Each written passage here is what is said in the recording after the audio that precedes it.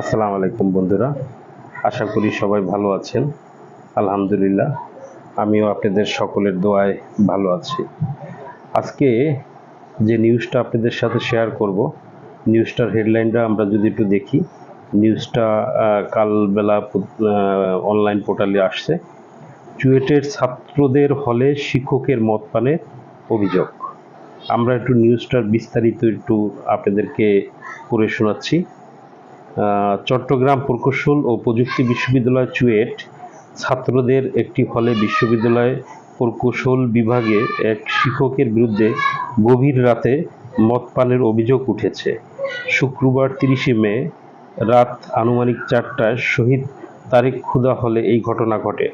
প্রত্যক্ষদর্শী শিক্ষার্থী সূত্রে জানা যায়, শুক্রবার চুয়েটের 49তম ব্যাচের শিক্ষাবর্ষ 2018 ও 19 শিক্ষা সমাপনী উৎসব শেষ দিন উপলক্ষে বিশ্ববিদ্যালয়ের স্বাধীনতা চত্বর এলাকায় বাস্কেটবল মাঠে কনসার্ট আয়োজন করা হয়।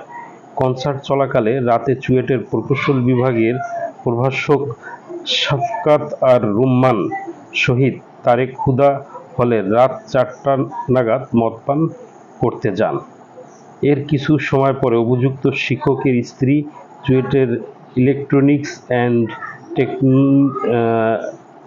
টেলিকমিউনিকেশন ইঞ্জিনিয়ারিং বিভাগের প্রভাষক কাজী জান্নাতুল ফেরদৌস ঘটনাস্থলে পৌঁছান।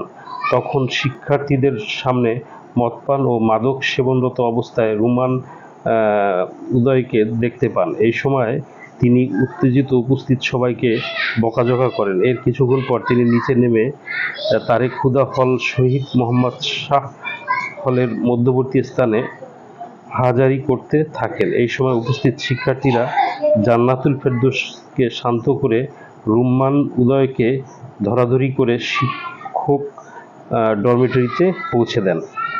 নিউজটা আপনারা শুনলেন। মূল বিষয় হলো যে শিক্ষকরা মাদকাসক্তর সাথে জড়িত হয়ে যাচ্ছে। এটা নতুন কোনো খবর না, এটা পুরনো খবর। শিক্ষকরা যে বিভিন্ন মাদকের সাথে সম্পৃক্ত হচ্ছে, এর পিছনে এটা আমি মনে করি এটা আমাদের দেশের জন্য একটি সামাজিক অবক্ষয়। আর এই সামাজিক অবক্ষয় যেটা, এটা মূলত যে সে শিক্ষক এখান থেকেই যে তার মাদক গ্রহণ শুরু তা না, বা শিক্ষক হওয়ার পর যে সে মাদক গ্রহণ করছে তা না।